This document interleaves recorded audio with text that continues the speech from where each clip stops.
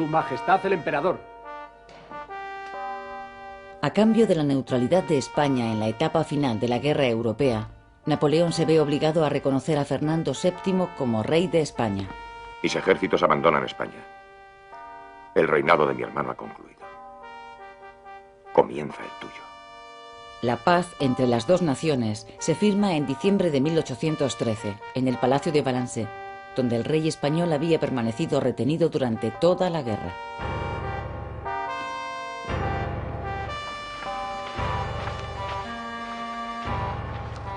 Detrás de las tropas de Napoleón, parten hacia Francia, al exilio, 12.000 españoles.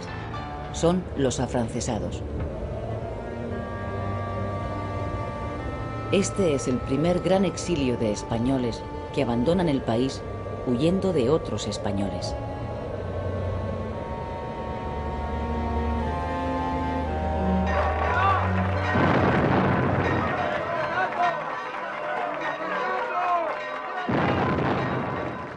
Cuando por fin, en marzo de 1814, regresa Fernando VII a España, hace honor a su apodo, el Deseado. Todos desean su vuelta, aunque por diferentes motivos. Los liberales le aguardan para que jure y acate la Constitución aprobada en Cádiz y prosiga con las reformas.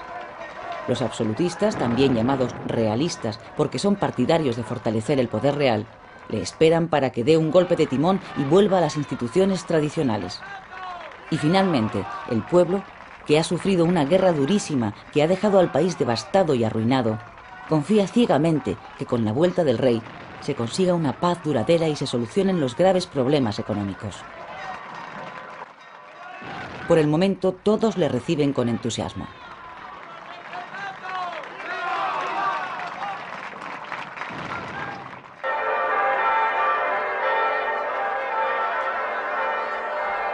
Después de haber recorrido media España en olor de multitudes, el 13 de mayo de 1814, Fernando VII hace su entrada triunfal en Madrid y la hace de nuevo como rey absoluto de todos los españoles. ¡Viva la cadena! ¡Viva la cadena! Unos días antes, había firmado un decreto disolviendo las Cortes y derogando todas las reformas aprobadas por ellas, incluida la Constitución. Con este golpe de Estado, recupera de un plumazo todos los poderes de un monarca absoluto.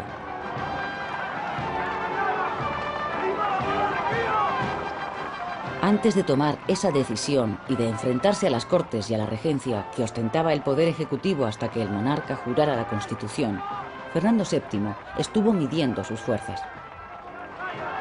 Durante su estancia en Valencia, había recibido el respaldo casi total del ejército tradicional y el apoyo incondicional de un grupo de diputados absolutistas que representaban a un tercio de las Cortes.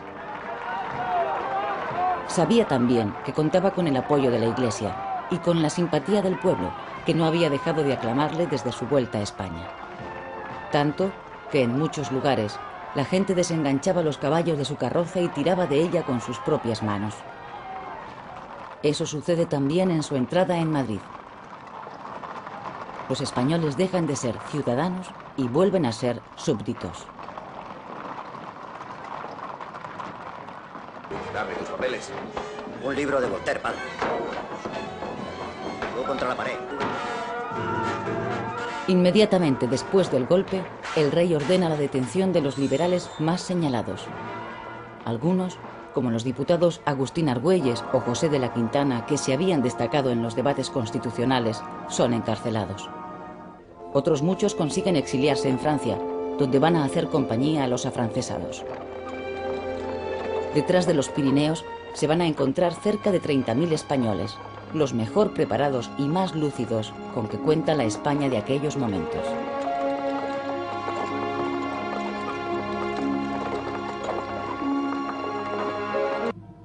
¿Qué alegáis en vuestra defensa? La vuelta a la monarquía absoluta supone también el restablecimiento de las viejas instituciones, como la Inquisición. El propio Goya es investigado por el tribunal. El pintor, sospechoso de haber simpatizado con los franceses, continúa a duras penas siendo pintor de cámara del rey.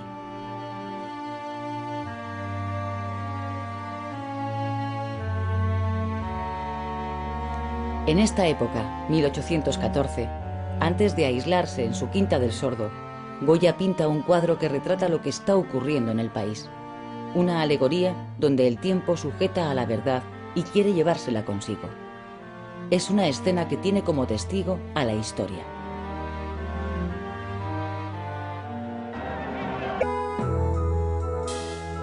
A pesar de la represión desatada por Fernando VII contra los liberales, una minoría urbana nutrida de intelectuales, comerciantes y una incipiente burguesía industrial continúa manteniendo vivo el espíritu liberal. La burguesía es consciente de que el gran mercado colonial lleva ya tiempo hundiéndose.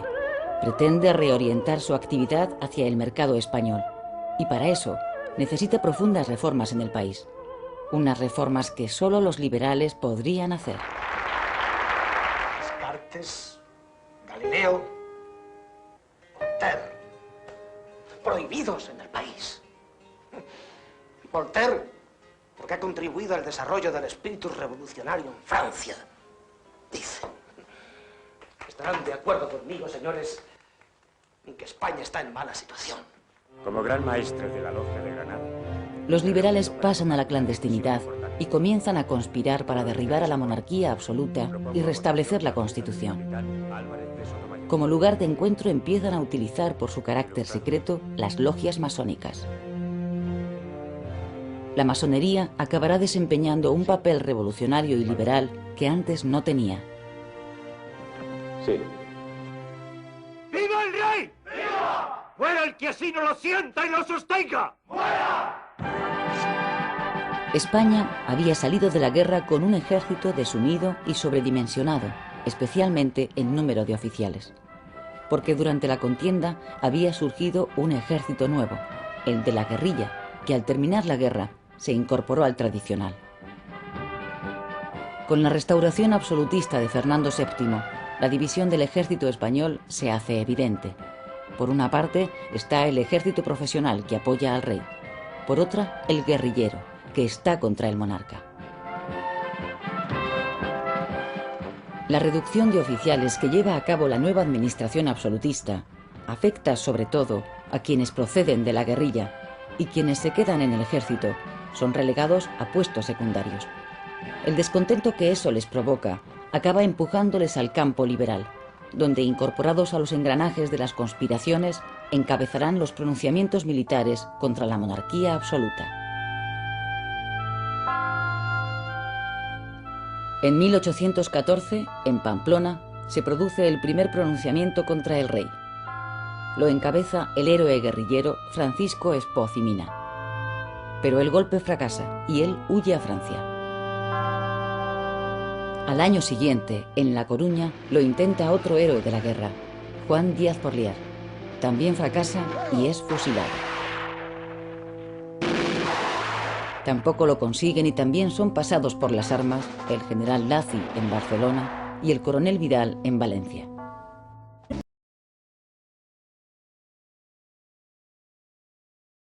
¡Soldados! España vive a merced del poder absoluto y arbitrario del rey Fernando, que en su día declaró nula la idolatrada Constitución de Cádiz. ¡Soldados!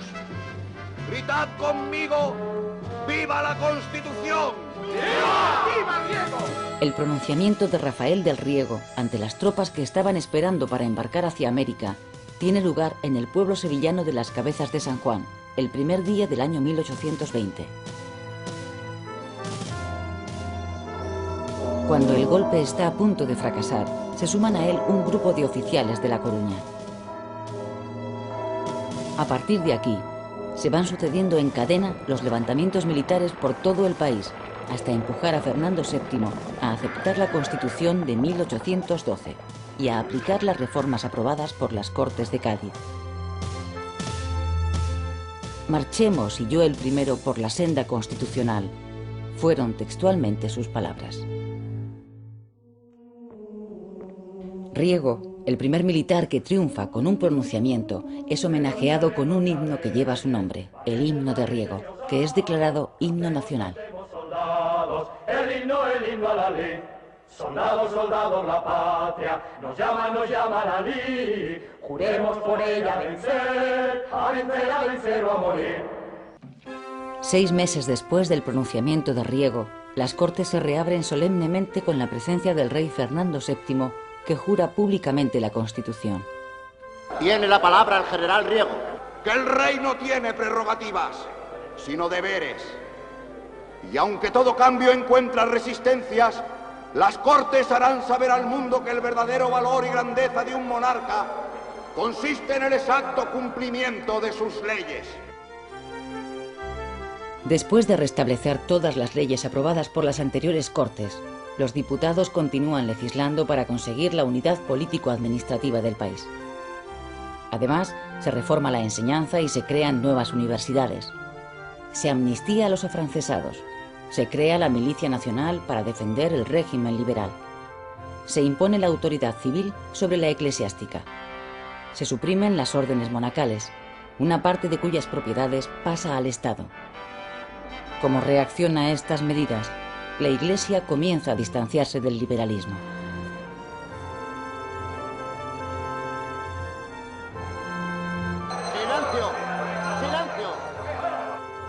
La aplicación de las reformas discutidas en las Cortes provoca la escisión del bloque liberal en 2 grupos, los moderados y los exaltados.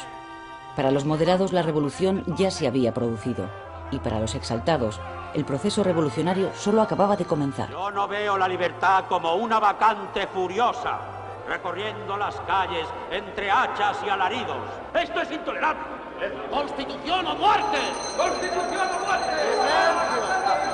¡Vivan las calles! Enfrentados a los 2 grupos de liberales están los realistas, también conocidos como los serviles, que defienden la autoridad absoluta del rey. ¡Esto va a acabar como el Rosario o la Aurora!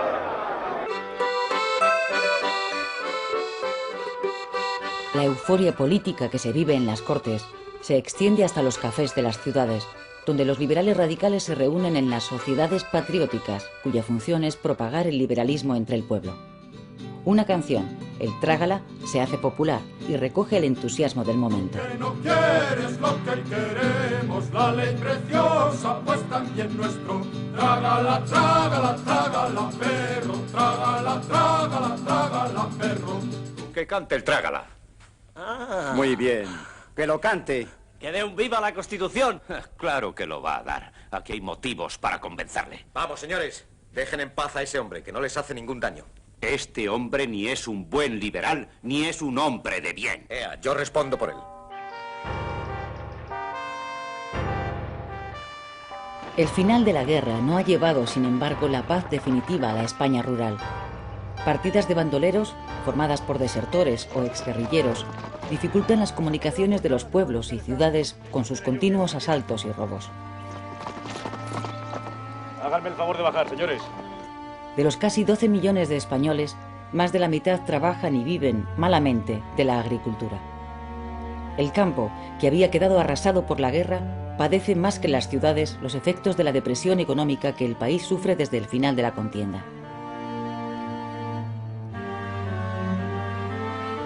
Mientras los precios de los productos agrícolas bajan sin cesar, los arrendamientos de las tierras se mantienen y llevan a los campesinos a la miseria, y de paso, y en razón de su descontento, a la causa realista.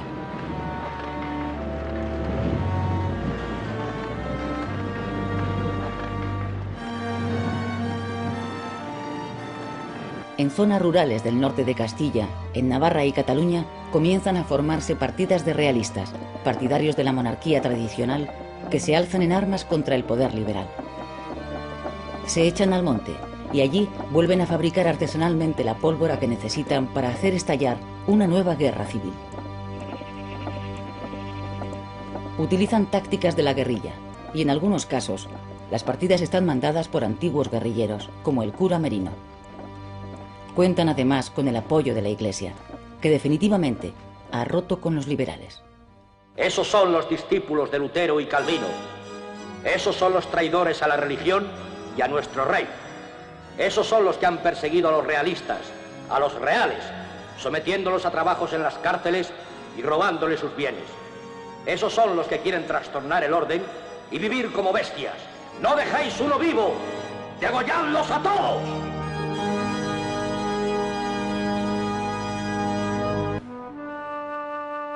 Los liberales exaltados ganan las elecciones en 1822 y Fernando VII se ve obligado a encargar la formación de gobierno a un liberal radical, Evaristo San Miguel, cuyos planes más inmediatos son atajar la insurrección realista que se extiende por el país y contrarrestar la alarma que ha creado en las potencias conservadoras europeas el triunfo radical.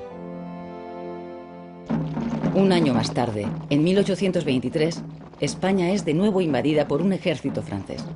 Son los 100.000 hijos de San Luis. Se les llama así porque los envía el tío de Fernando VII, el rey francés Luis XVIII. En realidad se trata de un ejército de ocupación enviado por las potencias conservadoras de Europa, agrupadas en la llamada Santa Alianza, para acabar con la monarquía liberal y restablecer en el trono a Fernando VII con todos sus poderes.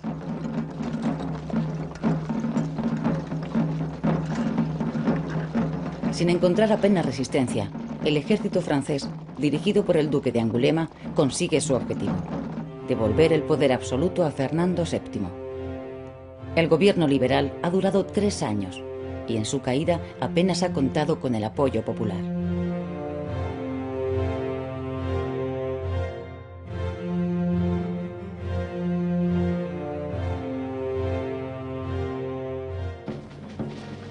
Considerando que el reo Rafael del Riego, que inició hace 3 años en Cabezas de San Juan el alzamiento contra su rey legítimo y en defensa de la llamada Constitución, ha incurrido en su calidad de diputado de las llamadas Cortes en horrorosos atentados contra la voluntad del rey Fernando, le condenamos a pena de muerte en horca infamante, hasta cuyo pie será arrastrado metido en un serón.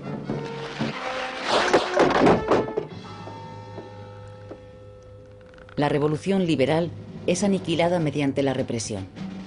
De nuevo, Fernando VII pone en marcha la persecución contra los liberales. Los más señalados, como Riego o el Empecinado, son ajusticiados. ¡Empecinado! Aprovecha los momentos que te quedan para salvar tu alma. ¡Muera la Constitución! Antes está detenido. Quíteme las manos encima. ¡Siga! Para llevar a cabo la represión de una forma sistemática y organizada, se crea la policía, que nace para sustituir a la Inquisición en su labor depuradora. Mientras las cárceles se llenan de detenidos, otros muchos españoles parten de nuevo hacia el exilio. A los exiliados se suma por decisión propia Francisco de Goya. Incapaz de soportar otra vez el desgarro de una España irremediablemente partida en dos tras el regreso de Fernando VII, opta por buscar refugio en Francia.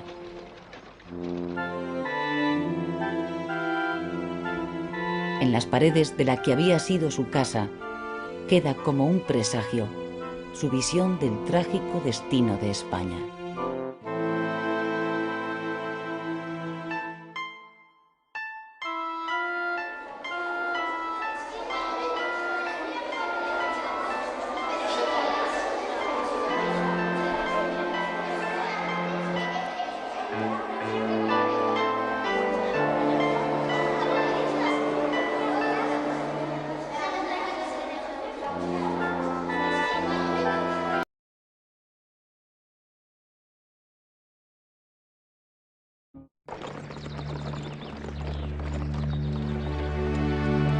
En el otoño de 1823, los caminos de España se llenan una vez más de españoles, en esta ocasión liberales, que parten hacia el exilio.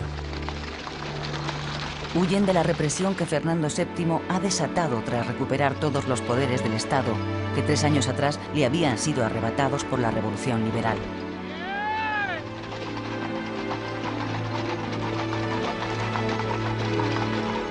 Esta vez los exiliados se dirigen a 2 países, Francia e Inglaterra. Los que van a Francia optan por ciudades cercanas a España como Toulouse o Burdeos. Desde allí esperarán la ocasión para volver a su país.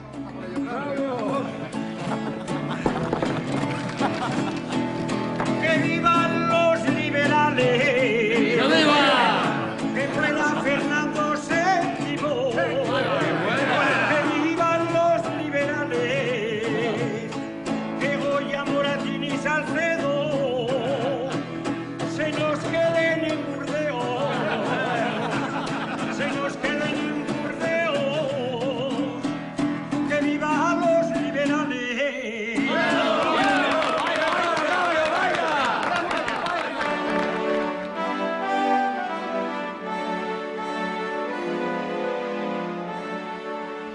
A partir del 1 de octubre de 1823, Fernando VII continúa con su reinado, ahora como rey absoluto, con todos los poderes del Estado en sus manos.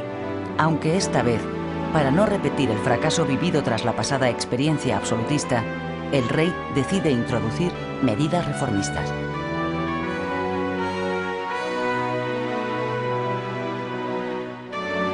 La más importante, y que perdura todavía hoy, es el establecimiento del Consejo de Ministros.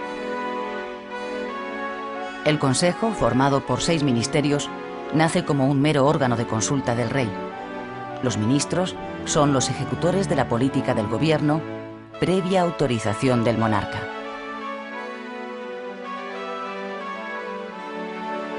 Luis López Ballesteros, ministro de Hacienda, sobresale de entre todos los de su época por el acierto de su política reformista. A lo largo de los 9 años que permanece al frente de ese ministerio, todo un récord para el siglo XIX, adopta importantes medidas liberalizadoras que logran reanimar la maltrecha economía nacional. La creación de la bolsa o la aprobación del Código de Comercio, por ejemplo. Además, establece por primera vez en la historia de España la fijación de un presupuesto anual, una medida con la que intenta acabar con el eterno problema de la deuda.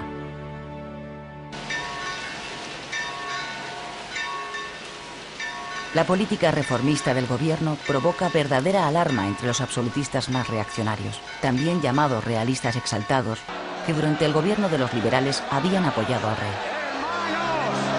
Hermanos todos en Cristo, escuchadme. No importa que nuestro padre haya sido agraviado. La culpa es de los liberales. Los realistas exaltados se convierten a partir de entonces en la oposición más fuerte al gobierno de Fernando VII.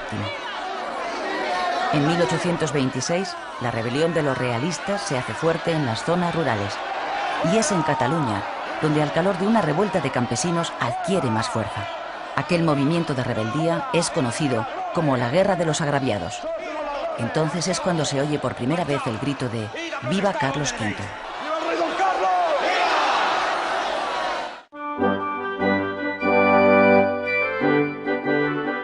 El llamado Rey Don Carlos es el infante Carlos María Isidro, hermano de Fernando VII, un hombre con fama de piadoso que es elegido por el movimiento ultra como su nuevo rey. El infante Don Carlos es, de hecho, el heredero del trono de su hermano Fernando, quien después de 3 matrimonios aún no tiene descendencia. La prematura muerte de la tercera esposa del rey, María Amalia de Sajonia, en la primavera de 1829, aumenta las posibilidades sucesorias del infante Don Carlos.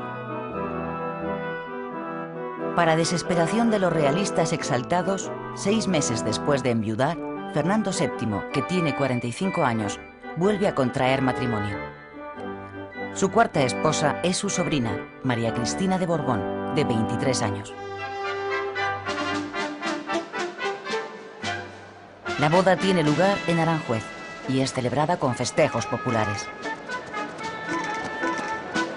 A los 4 meses de la boda real y antes de anunciar oficialmente el embarazo de la reina, Fernando VII suprime en abril de 1830 la Ley Sálica, que desde el establecimiento de los Borbones en España impedía reinar a las mujeres.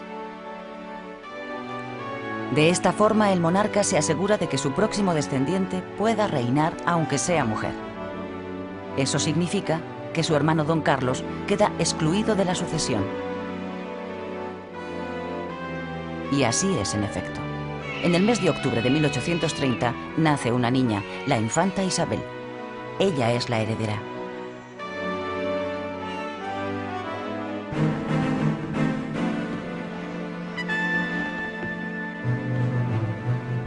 Animados por la instauración de una monarquía liberal en Francia, los liberales radicales españoles que tienen en el exilio a sus líderes más destacados continúan conspirando en España amparados en sociedades secretas. En las circunstancias en las que nos encontramos, solo la ruptura puede hoy salvar la nación. Y hay que darse prisa. Abrir las universidades, dar libertad a las publicaciones, ponerse a nivel de Europa. ¿Hasta cuándo vamos, señores, los liberales, a aguantar este mal gobierno despótico y represivo? Todos los intentos que hacen los liberales radicales, tanto desde Francia como desde Gibraltar, por derribar por la fuerza el régimen absolutista, fracasan. Como consecuencia, muchos de ellos son detenidos y ejecutados. Eso no estaba en mi casa.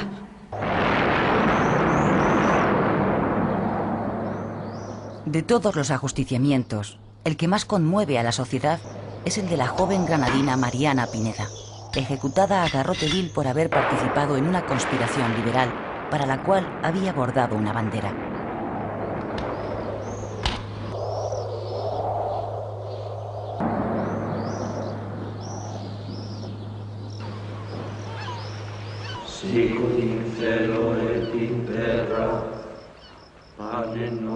En diciembre de 1831, el general Torrijos y los 50 hombres que le siguieron en un pronunciamiento fracasado son fusilados.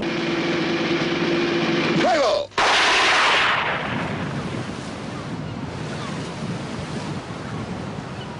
Les pido un minuto de silencio en honor de los compañeros fusilados. El intento frustrado encabezado por el general Torrijos será el último que hagan los liberales por derribar a Fernando VII.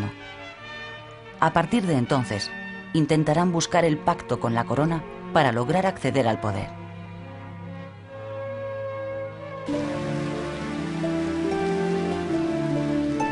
En el verano de 1832, estando en el Palacio de la Granja, Fernando VII cae gravemente enfermo.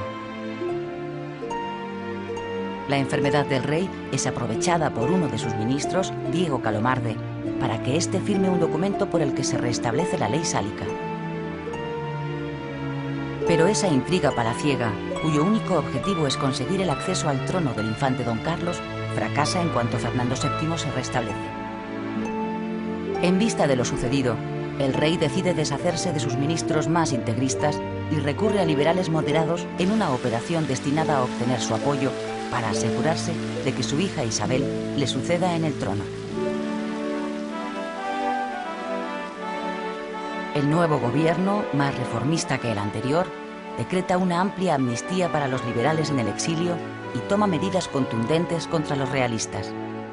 El infante don Carlos, el pretendiente, es expulsado de España. Además, y para asegurarse la sucesión de su hija, la infanta Isabel, que aún no ha cumplido los 3 años, el rey se las arregla para que jure como princesa de Asturias.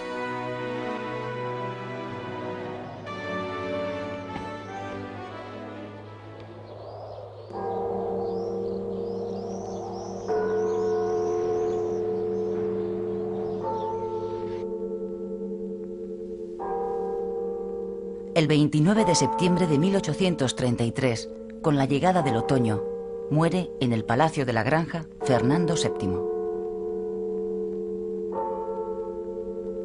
El que fue último monarca absolutista de España había iniciado su reinado en 1808 en vísperas de una guerra y lo termina dejando a la nación en puertas de otro enfrentamiento, pero esta vez entre españoles.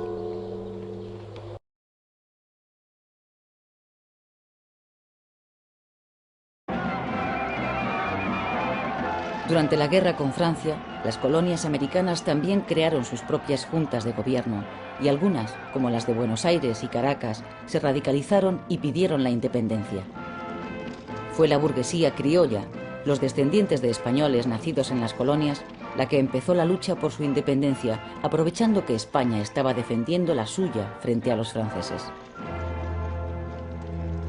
Buscaban, sobre todo, el poder político de los territorios, que estaba en manos de los peninsulares, y la libertad de comercio con otros países. ¡Viva la independencia! Un hacendado criollo, Simón Bolívar, que será después conocido por el Libertador, encabeza en Venezuela una sublevación que proclama la guerra a muerte a los españoles.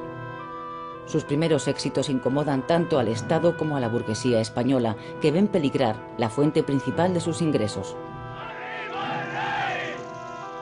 El rey manda desde España, en 1815, un ejército de 10.000 hombres que de momento consigue detener la insurrección. ¡Soldados! Venezuela y toda América os contemplan y esperan la paz. Hija hija de la victoria. A partir de 1817, la situación en las colonias americanas vuelve a empeorar. La intransigencia de Fernando VII ante cualquier fórmula de autonomía enciende de nuevo la mecha de la independencia. Bolívar, el libertador, ha reorganizado sus tropas y después de liberar Venezuela, atraviesa los Andes y vence a los realistas en la batalla de Boyacá, consiguiendo la independencia de Colombia. Simultáneamente, otro gran líder independentista, el argentino e hijo de españoles José San Martín, después de proclamar la independencia de Argentina, también ha cruzado los Andes y ha liberado Chile. Ya prácticamente solo queda por caer Perú, el gran centro del poder español en Sudamérica. En España se prepara un envío de tropas para hacer frente a los insurgentes.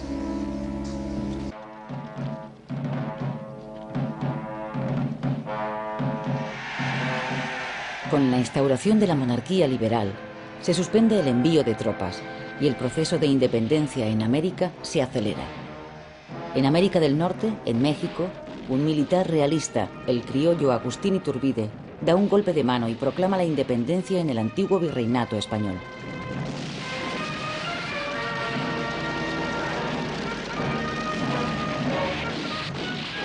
En América del Sur, la independencia se culmina en la decisiva batalla de Ayacucho, en Perú.